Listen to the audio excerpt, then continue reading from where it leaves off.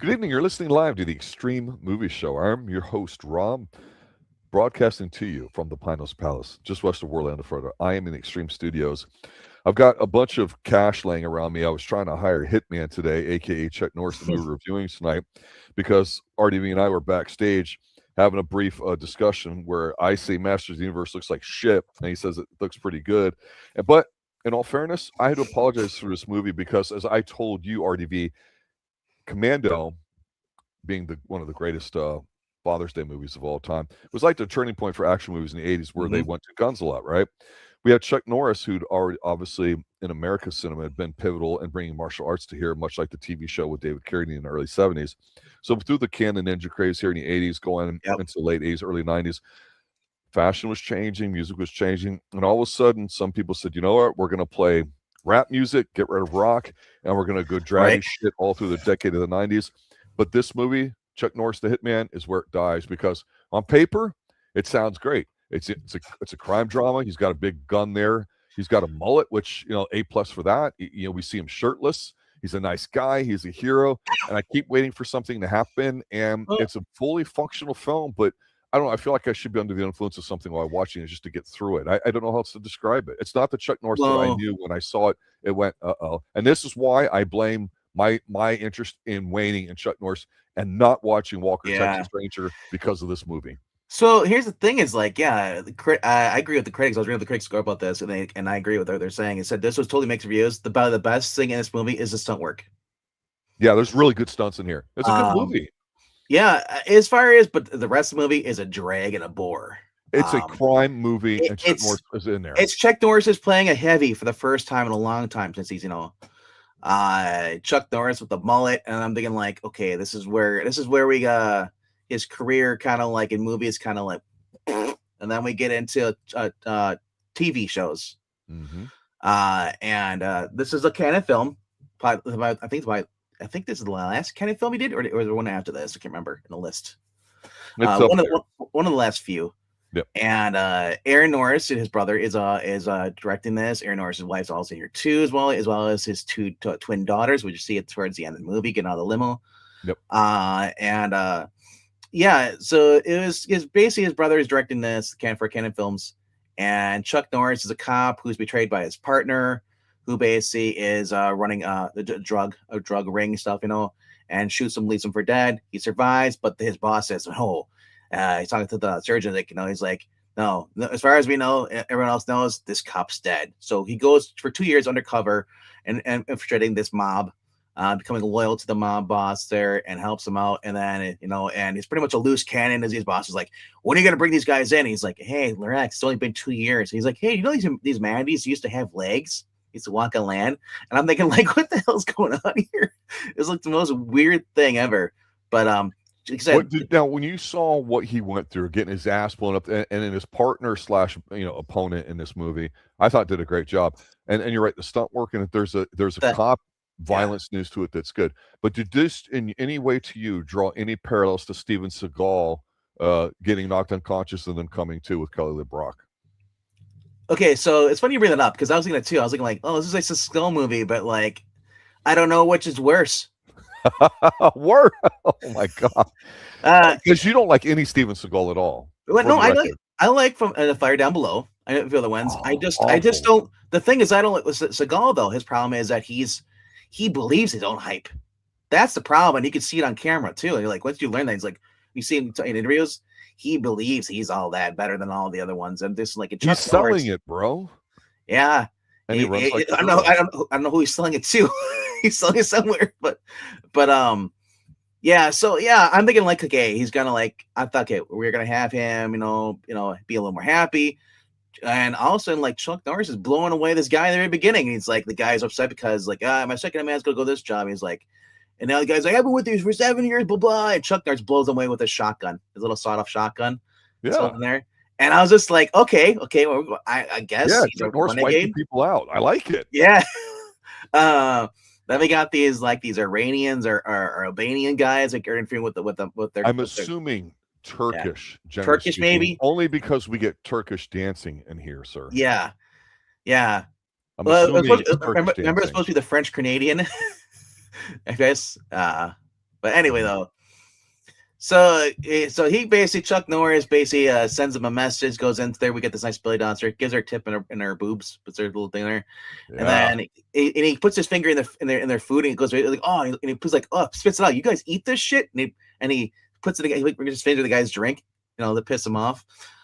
This is a guy. Just before this, we saw him as a heavy. He basically he robbed this guy's drugs and stuff. He's like killed the other guy. He's like, oh hey, you're free to go. You can just health. And he goes, basically starts his car up. And as these guys are driving away, you see through their back window, that car explodes. And I'm thinking, man, that guy should have walked.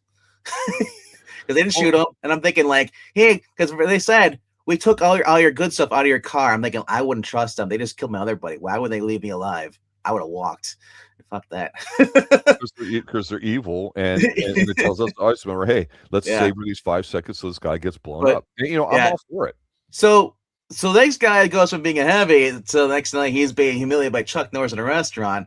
Chuck Norris is basically, he's like, he's like, the guy's like, oh, you're dead. He's like, he's like, I'm not afraid of death. Are you? And so Chuck Norris, he's like, and the guy's like, and yeah, he's basically smashes his head on the table a couple times, takes out the other guy, does a nice roundhouse kick, takes out the one dude with a gun, and just breaks the other guy's arm, and just it was just dumb.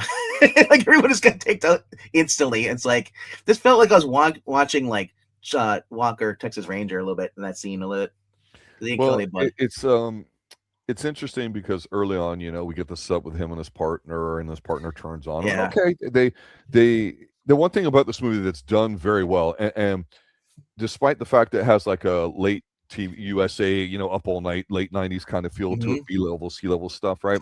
Which isn't bad. It's certainly competent.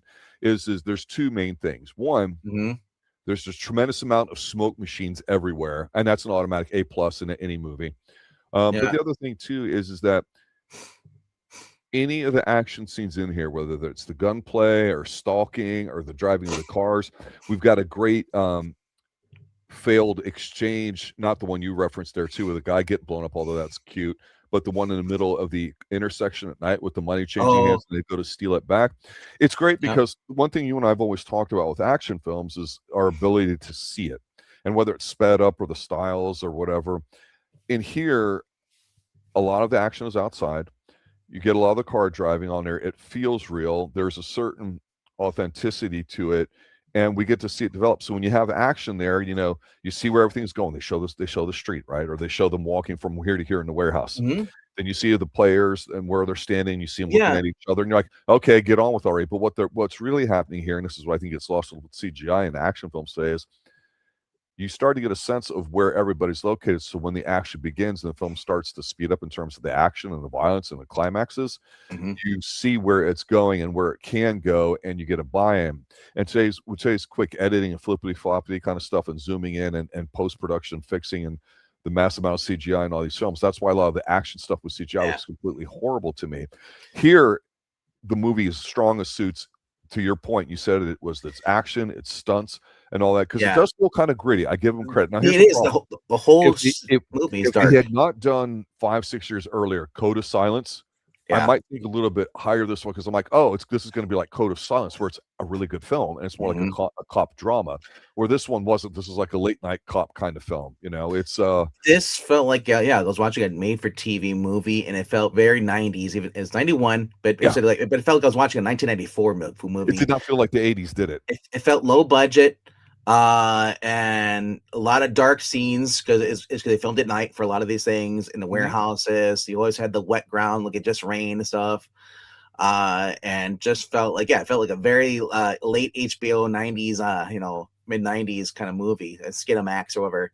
But then we also, what's the weird part is we throw in like, well, Chuck Norris is this guy undercover tough cop, and stuff, Then he's got these neighbor kids, the black single mother, and the young black kid who's being beat up by the kid across the street, who's got a deadbeat dad. Chuck Norris just teaches him how to fight to defend himself, while also keeping his cover as a really badass guy who doesn't give a shit about anything. Here, Uh, I don't know your mother's name. You can stay over at my place because I'm not a creepy middle-aged white guy yeah, with a mullet, guns, air models of airplanes and stuff like that. yeah, That this at kid all of a 14, sudden is yeah, interested yeah. in. It's like Yeah, I want an ethnic kid to stay with me overnight yeah, just in case. Yeah, because that's totally believable. But it's Chuck yeah. Norris, so it's okay. Yeah. And then, so of course, the kid ends up after he teaches him how to defend himself. Then bullet neighbor kid comes over, like is gonna defeat him, and his dad's watching. He's, yeah, kick his ass, Yeah. and of course the kid does the judo, hip toss, and then punches him in the gut. And the dad comes over, grabs the kid, and starts beating him. And he's like, where you going? He's like, Chuck Norris, I'll be right back. He knocks the door. He's like, hey, what do you want? And he punches him right through the door, right through the screen, knocks him out. There's some funny scenes in here too. But for the most part, it was just like, this felt really, really just not a Chuck Norris movie. This felt like it was a Steven Seagal movie a little bit more so than Chuck Norris. But it also felt a little bit like beginnings of Texas Walker Ranger. Him helping the kid, defending himself while taking out the bad guys. Speaking of the bad guy, it's the main guy from Then Came Bronson. It's Michael Parks. There you go. And which was one of the reasons why you said, like, let's do this. I was like, oh my gosh. I was like, it's Michael Parks in here. This is gonna be great. Michael Parks is probably the best actor in this movie. I like Chuck Norris, but Michael Parks outshined him. Yeah, and I tell you, I don't look at Chuck Norris as an actor. I know he's an actor, and I No. don't mean that with any disrespect, but I think when you're somebody like him where your presence, what you do is you try to maximize that rather than have the ability to project something like that. You're not going to stray too far, This right? is like, So him as the bad guy being the best actor, I totally understand what you're saying, and I get it. And you know what? He was a pleasant surprise to me too. I agree with you because I'm like, man, I've seen this guy somewhere, not sure where, but I bought him as his friend. Honestly, I hate to say I didn't kind of see it coming, but they did it well at the beginning. We were like, oh, you little fucker. Okay, you're going to die at the end. I just know you are. And that's fine. It doesn't have to be a new movie that has a twist on everything. It just has to be done well. And the movie is that way. It's just when you're getting so used to Chuck Norris, like I told you, this is a movie that when Sidekicks would come out like a year later, I refused to see it because I'm like, okay, he did the Hitman thing and I'm not sure. And now he's with the kid. So F you, Chuck Norris. And I felt lost. I had hoped Van Damme would have filled that role. I would have hoped, and at the time, I'm being serious when I say Steven Seagal did. We had a new wave of people coming in that I thought were picking up the mantle, the 2.0s, as we were. Even Jeff Speakman as the perfect weapon was a great film. I mean, Desert Heat and all that stuff coming out with Van Damme and stuff, Universal Soldier. Yep. Yeah, so it just didn't materialize by the mid 90s, and that's when I got really sad. Yes, I said Chuck Norris was always good as an 80s act, late 70s, 80s actor with Cannon style films, and they could go from Invasion USA, which is a little more comedy, a little more stuff, and Silent Rage and all that stuff. Silent Rage is tremendous. And then you go to this. This was just like, this doesn't feel like Chuck Norris. This felt like a dark version of evil Chuck Norris. But you know what? Seriously, it is, and I liked it. And I liked it more for him attempting to try that because that goes against his normal nature, right? I don't mind that either. The problem is that it was evil Chuck Norris takes on hey, I have a heart of gold now. I can take care of this kid too. It's like, choose. What are you, a tough enough guy who's just gonna blow people away and shoot them with no remorse, cold, or are you a good guy? It tells us to choose love. Yes, choose love. But he was undecisive. He kind of seemed like he was the monster from Silent Rage a little bit here too, because he was blowing away guys, killing them, didn't have no remorse whatsoever. He even kills the bad guy at the very end, in the most spectacular way, But and also at the same time, he's like, I gotta protect this kid. It's like, what? No. You're going down the dark road, you're missing the romance of this. He had to find something. There was no romance in his life to love again. He had to have hope. The only romance he had is going on was the girl who basically reminded me of Elaine from Seinfeld. Alberta Watson is the actress. You may know her from, if you watched the original of Nikita. She was on there as Madeline. Yes. She was also in Aaron Driscoll on 24. Oh, okay. Yeah. Attractive woman. But in here, it was kind of weird. Like he's the girl who basically, he was like advisor to his mob boss that he's working for. She's banging with him, and then he just, and she's like, it's like, we shouldn't be doing this. And he's like, well, then go. You're the one who keeps going over here. And she tries to go slap, and he throws her against the wall, and very much, just looks at her, stares at her with his angry eyes, and then he rubs his thumb against her lips, and then he goes down on her. I was like, whoa! I was like, whoa, Chuck Norris, where are we going with this? Yeah. Well, here's the thing. It's a movie that, if you're a Chuck Norris fan, you'll end up watching at some point. Like, I've literally never watched Sidekicks, and I will at some point in my life, probably. I just forced myself to pick something else when we were talking about Chuck Norris with his passing recently. Sidekicks was my first Chuck Norris movie.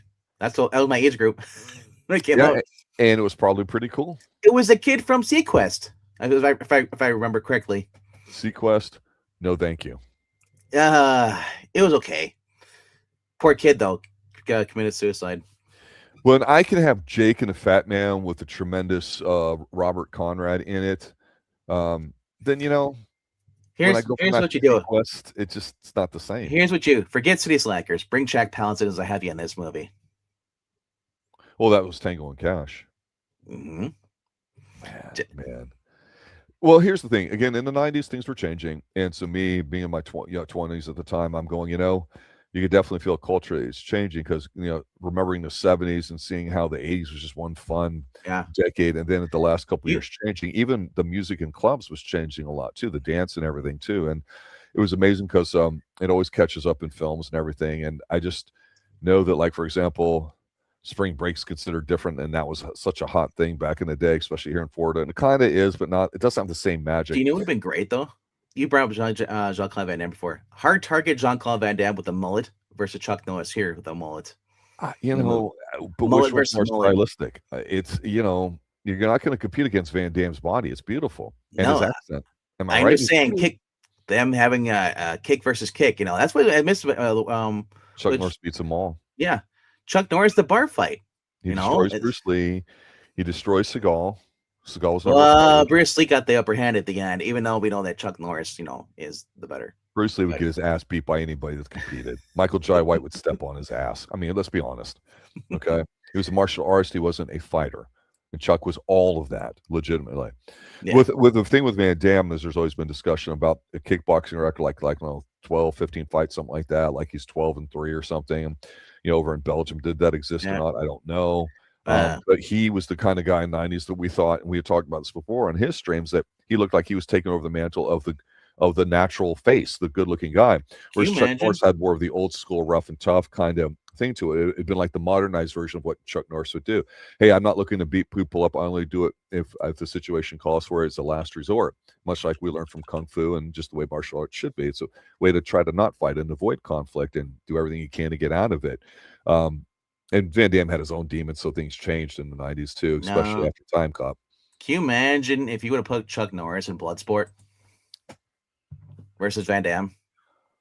It's not the same movie.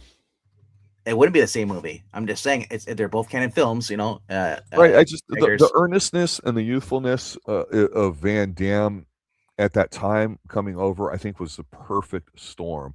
Whereas Chuck Norris, you got to understand, in here he's pushing, I think, 50-ish, 50 to 55, let's say, in the early 90s.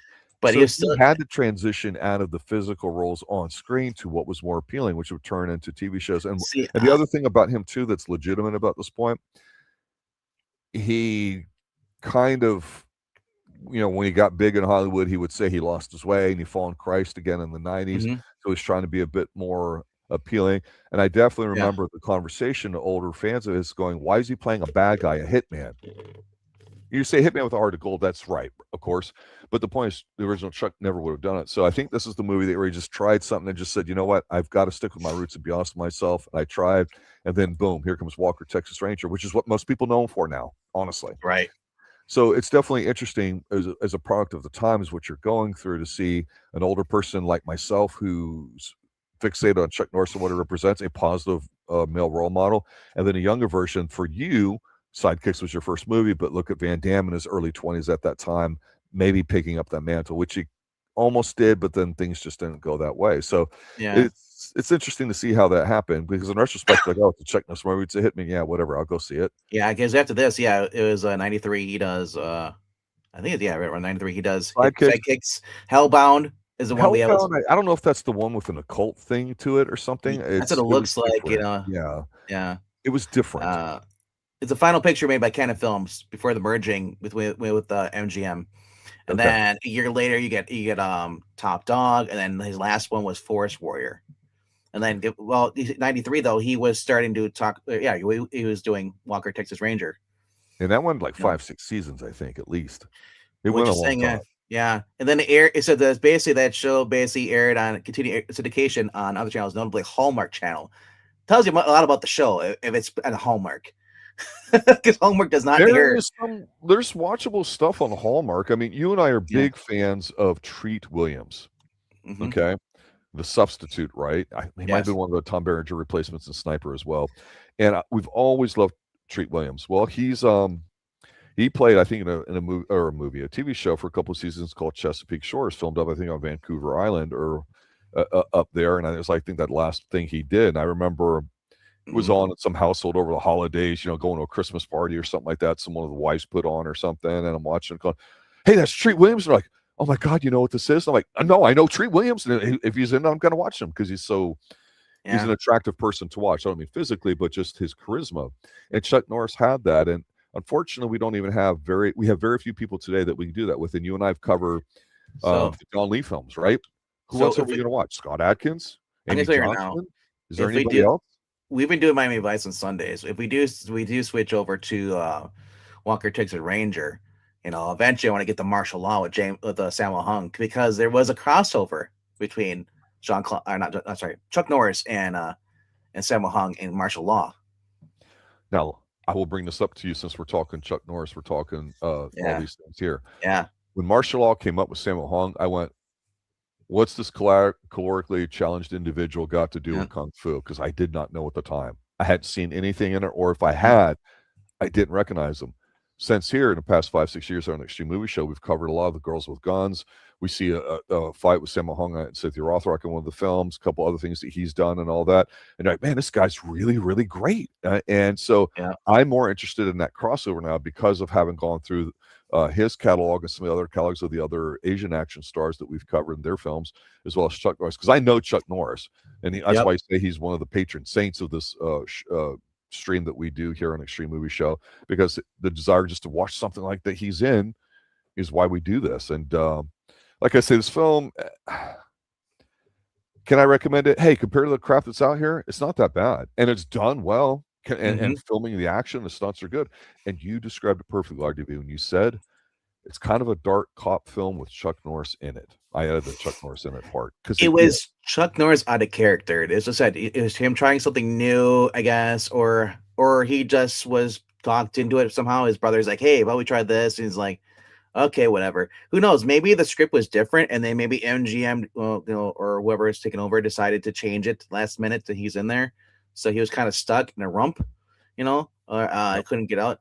I don't know what his financial was before this, but as soon as he started filming 2 years later after this, he started doing Texas Walker Ranger. That became one of the top 30, and then later the top 20s ranked shows, all the way up to 1995. People I know, close personal friends of mine and business associates I've known 30, 40 plus years of my lifetime, living in Texas and all that, they tell me the exact same thing. Everybody watched Walker Texas Ranger. Everybody. And for Chuck Norris to cross over and have such a massive hit on television is different than in the late 70s. You're on Fantasy Island going into the 80s and you're a guest star on something like that. To really anchor it and for it to be probably one of the most successful things you're going to be known for is very impressive on Chuck's part. Watching Walker Texas Ranger is no equivalent. To me, it's equivalent of watching Renegade with Lorenzo Lamas, or watching Martial Law with Sammo Hung. And just like I said, you knew what you're going into. It wasn't going to be the best show ever. Stuff. It was going to be a little corny with moral stories and stuff like that. Very much kid friendly. Yes, exactly. Even the danger in it. I was watching some of the up clip stuff in there, and I'm just like, there's woman's handcuffed. One of the partners, she's handcuffed to this sink, and there's a bomb in there. And then they get out. The guy's like, "Here, move your arm," and he starts kicking the leg out of the laundry sink. I'm like, bro, it's like, really? It's like it's supposed to be metal, but I'm thinking that thing would have snapped right away. It takes them like 4 or 5 things, and they only have a few seconds left. And here's the great thing about this: it was Sting versus Chuck Norris.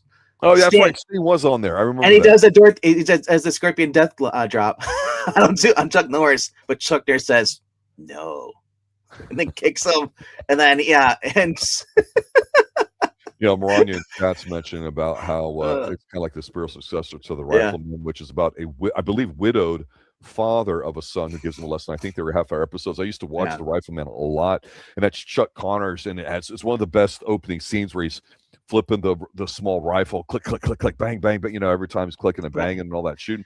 And he didn't screw around. Chuck Connors was a legit athlete. I think he was drafted by the Celtics back in the day, back when they were the Celtics in the 60s and all that. He also, I think, played another couple sports or two. And one of Chuck Connors' last thing he was in was a TV show on Fox, a newer cable channel at the time, called Werewolf, which one season I thought he was pretty good because he played the old man. And I thought, God, it's amazing. All these television shows with people that are the main stars I don't know anything about. It's all the old special actors in them that make it real. So I go from watching Chuck Connors, and my dad's like, what's Chuck Connors doing this? What the hell is this show? He's like, I'm like, who's Chuck Connors? And he's like, that's the Rifleman. And he looks at me, and I'm like, oh, that's that guy. Okay, he's just old now. That's a kid talking, right? Yeah. But then, fast forward about 5 years, and I'm saying the same thing about Chuck Norris in Walker, Texas Ranger. I was trying to see who the old man here, he plays this captain here, who basically is like what he's main for. I guess his base he's really known for is the Neptune Factor, which was a motion picture in 73.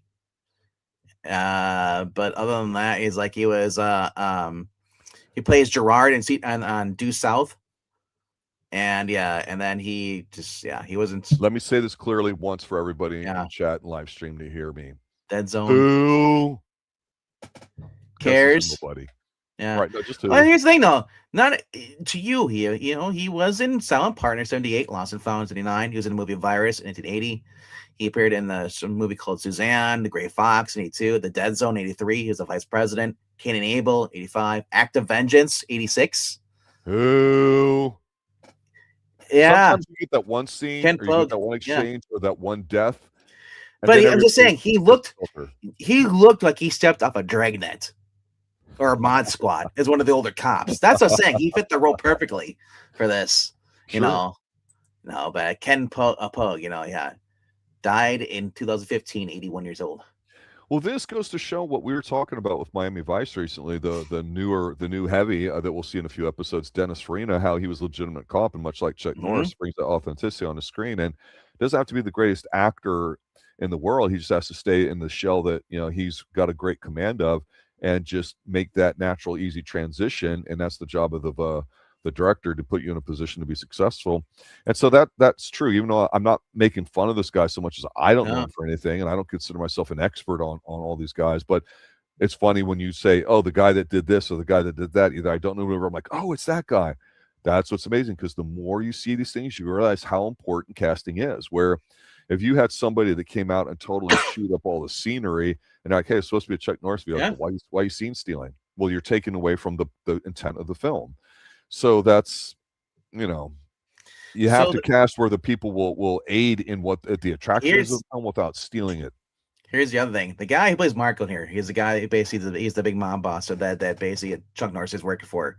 Al Waxman in real life is like honored like Canadians as like a mega superstar over there. And he played Laurel King on CBC's King of Kensington. Maybe and that, so he has his own statue. And really? Over in Kansas City market. I was like, whoa. He died in 2001, 65 years old. But he was in Atlantic City with Burt Lancaster. Okay. He was also in Class of 1984. And then he was in a CBS show called Cagney and Lacey. Oh yeah, big show. That was a big show. Yeah. So he's these are minor stars, unless you actually like watch these shows, you're not gonna really know who this guy is. As I said, until I looked it up, I was like, this guy looks like another guy they just pulled off, for a one-hit movie or whatever, and maybe did a few films, and that's about it. They weren't like recurring roles. He wasn't like, and that's apparently that's a lot of actors. They get that one show, they do 124 episodes or whatever, and then nothing after that. You live off the royalties, bro. Yeah. And if you can get something like it, that's all you need. If you're in one or two music videos that go big, you can make good side money if you're like a backup dancer. And I'm dead serious about it. So it just, you never know. And when you get typecast. A lot of people have a negative connotation for it, but what happens is the small group of people that go have your headshots and everything, they go, hey, we need somebody that's going to play the quiet husband in the background. Oh, I got somebody just for you. You did this and that. Okay, boom, that's exactly what I want. And then you get cast, right? Like I said, Michael Parks playing the evil detective in here. Then came Bronson. It's like guys are heavy coming into this, and it was interesting to have him in here because when I look at him, I'm like, he kind of looks like a little bit like John Voight a little bit. A little, yes. So I was something like, oh, if John Voight would have played a villain in this, would be great too, Mm-hmm. But first, this movie, it is available for free to watch on Tubi TV with ads, unless you have an ad blocker installed on your PC. You can skip those ads. I would not recommend this movie unless you are a diehard Chuck Norris fan and want to be a completionist. The best scenes of this movie are that the very last 5 minutes where him versus partner and just saying, someone goes out with a bang. And like I said, it's kind of like if you want to watch a better movie, go watch Invasion USA. There's only one kick at the end, but the whole entire movie, you're laughing your ass off with Chuck Norris because Chuck Norris with a little bit of humor. It's in the same tone of Lone Wolf McQuade. Say that again. Lone Wolf McQuade. What before that? I missed that. So what's the same Invasion USA? Yeah, it's over the top. I mean, Lone Wolf McQuade's probably his magnum opus in terms of pure fun and just adrenaline. Seriously, it's really cool. Watch Missing in Action. Watch his bigger 80 films. I said this is basically like we're going into the end of Chuck Norris's movie career because these were just bombs and duds. Chuck Norris using a gun in here and blowing with a shotgun. It's great though, but it's not Chuck Norris. Chuck Norris is a guy he uses his feet, and he only uses his feet in here about once, as far as I know, with the bar, the restaurant scene. Yeah. Other than that, I was like, okay, but I said, it's not a great movie. It is a reason why it's got a low score on IMDb. It's like a 5. Hype. Like I said, they tried something, and the audience at the time that was Chuck Norris fans that were going to spend money on it were like, it was just a bad script all around. It was not a Chuck Norris movie. It was like a made for TV movie with somebody else. Should have been a nobody in there. You could have put like what it reminds me of? This would have been Cynthia Rothrock movie from the 90s. Yeah. That's what it felt like. Was around a lot. I mean, we haven't even talked about Silk Stockings or some other gems that were late night TV. This is also American Hollywood movie stuff, which was putting out shit in the early 90s. For the most part, like low budget movies like this, there's a ton of them. Moranya has a good point here about how because I mentioned how Tyne Daly was in an early Dirty Harry movie that we did. She was the partner when they were getting progressive in San Francisco, and she's great. And Caddy and Lacey, there's a fun show. A lot of people loved it. I wasn't a big watcher of it, but it was on in our house at times with the ladies. When in the 70s, things were serious. They were grim. They were bleak. People partied really hard and all that. Music and pop culture is probably at its peak. Seriously, the 80s just was fun because all of a sudden, we're not stressing out about oil. We got Reagan and all that stuff. That's the thing. Now, whether you believe that or not, that's entirely up to you. I'm not trying to sell it, but the thing is that her Moranya's description is perfect. Is in the 70s when you had a partner. You had a partner. He was your partner, so you were the lead. You were not co-equals like the great Jeremy Brett Sherlock Holmes series back in the day from Granada TV, which reviewed here on Extreme Movie Show. But in the 80s, they would take everything and they'd make it goofy and syrupy and all that. And some people hated that, right? So all the G-rated family stuff and stupid stuff got really popular because now if you had a partner, they were going to die, and it was like a trope or whatever like that. And that's what Moranya says in here. His partner's dying was in full swing. Yep, absolutely. 90s shows back then, we had The Pretender was big. I never understood the popularity of that. Dr. Quinn, Medicine Woman. Dr. Quinn was big because of her. Yeah, and kind of that's what took the whole Chuck Norris Walker Dr. Quinn. Yes. Oh my God. Yeah. So I said you had all these shows out are like really bad shows, but they're only good because you had the actors as the main leads. People like that Tia Carrere one, that adventure one. Star is bringing up direct-to-DVD whole business. Rob and I will soon be going over the Dolph Lundgren direct-to-DVD movies. We will? Yes, because there's got quite a few in there that I like pretty good. Oh, I know that. Yeah, and there's kind of cool few of them. But you got a lot, and that's the thing about the '90s is you could have second-rate material that would have a market that would be profitable. And that's not quite the way it works anymore now in Hollywood, but definitely for about a good 10, 20-year period, that secondary market. VHS is certainly one thing, like Ronny is mentioning too, for us older folk too, mentioning back when that was a huge deal when they came out, the VHSs and everything. But again, the DVD thing and just the secondary market, really, really, really big. So it'll be interesting to talk about that as we go more towards your decade of expertise of imprinting upon you as a teenage young man, and that would be the '90s as well too. Oh yeah, the George, as I call the '90s, the George Clooney years. Please stop. It is. 90s was the Clooney years. No, it wasn't. Clooney hasn't done anything since then that's been as good as his 90s. He was in one movie in the 90s. That was. He good. Was ER. He was everywhere. No, he was in two movies that were good. Yeah, he had. No, he's in Ocean's 11s. You had all those movies out. I'm not disagreeing. I'm just saying Clooney was everywhere. He was popular everywhere. He was out for not out for justice. What was the other one? The Peacemaker, I think it was called. He was in Out of Sight with Jennifer Lopez. Out of Sight, yeah. Good hip movie. Yeah. So I'm just saying he was in Three Kings. He was in a lot of movies. It was Three Kings was actually a good movie too. Yeah. With Mark. That was good. But the 90s was interesting as far as the actors that were coming out and just becoming like big stars. Nicolas Cage was on the scene now. But Nicolas Cage had been around since the early '80s, bro. Yeah, he was. But he said his rise to fame wasn't. It was, some say national treasure, but I think it was before that. Oh God, yeah. That Gone in 60 Seconds. Before that. Yeah. Yeah.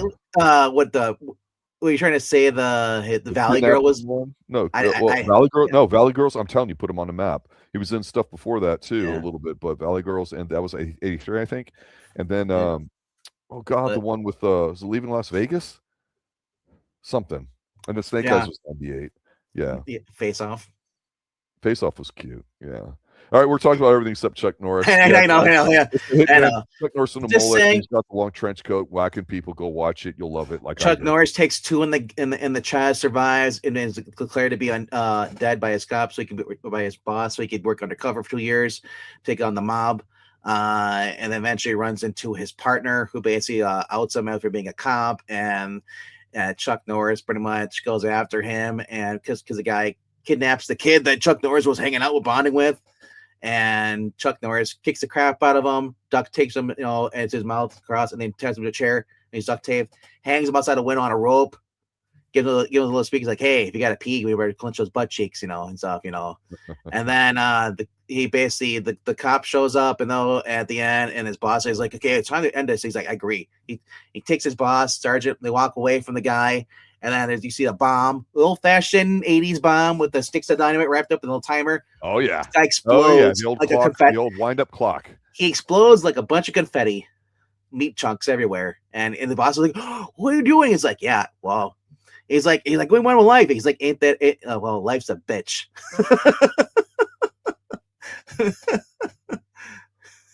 It was just a weird Chuck Norris movie, but I said out of all of them, it's just I would say this is probably the worst Chuck Norris movie I've seen. And either that or Breaker. Breaker, man, you gotta get over that. Breaker was pretty good. Breaker, he has sex with the woman at the house, and then takes out the bad guys at the junkyard. That was great. I'm sorry. I haven't seen Top Dog yet. Dog. Unlike you, I have seen the occult one that he was in. I just don't remember it. Also, don't watch this movie if you don't like animals dying. A horse gets shot. Yeah, it was not, and it's the same kind of horse you saw in Seinfeld. The carriage, the white horse.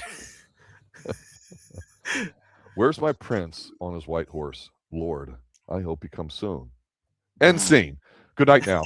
Later, guys. Tomorrow night, live, 9 p.m. Eastern time. We've finished season 4 of Columbo, the young 20-something Professor Purcell and I. What we're going to be doing for that is we're going to be reviewing all of season 4's 6 episodes in order from worst to first, what we think are, talk about what we liked, didn't work, kind of do a rehash of it. Columbo's a show that's a first watch for both of us. It's a lot of fun every time we do a season. What we'll do is we'll do another television show after that. The next one will be Forever Night. We'll be doing season 2 of that. And then when that's over, we'll slip in a James Bond movie. Then we'll probably go into season 5 of Columbo. That's what we do here on the Extreme Movie Show for you, the audience. Anything else, RDV? I will see you for Miami Vice, this episode 7 this Sunday at 6 p.m. Central, 7 p.m. Eastern. Yeah. Good night, everybody. Later, guys.